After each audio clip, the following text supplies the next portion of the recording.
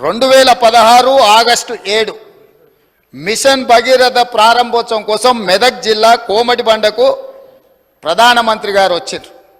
అక్కడ ఏం మాట్లాడిండు అధ్యక్ష మన రాష్ట్ర ముఖ్యమంత్రి గారు, ఆనాటి ముఖ్యమంత్రి?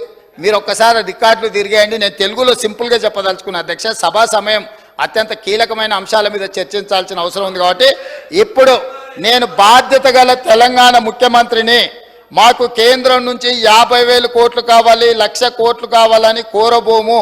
మాకు మీ ప్రేమ మీ ఆశీర్వాదం ఉంటే చాలు.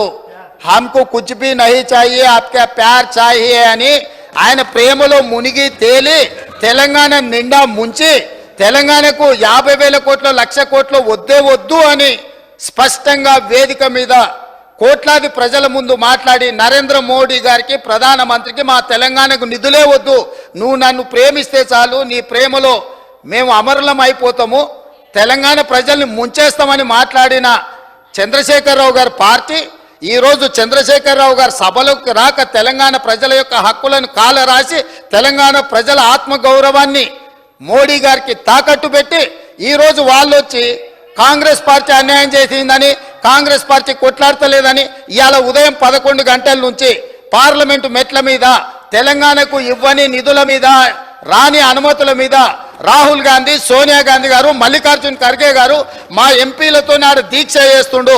నీ రాజ్యసభ ఎంపీలు ఎక్కడున్నారో ఒకసారి లెక్క పెట్టుకో. విలీనం కోసం ఇల్లు తిరిగి చీకట్ల అందరినీ కలిసి వచ్చి కౌగిలించుకునే ప్రయత్నం చేసి అన్ని వ్యవహారాలు చేసి వచ్చి ఇప్పుడు సభల అసలు విషయం పక్కదారిన పెట్టి రాజకీయ వివాదాస్పద అంశాల మీద చర్చకు చేసి అదానీలతో అంబానీలతో చీకట్ల కుంభుక్కయ్యే అలవాటు మాకు లేదు.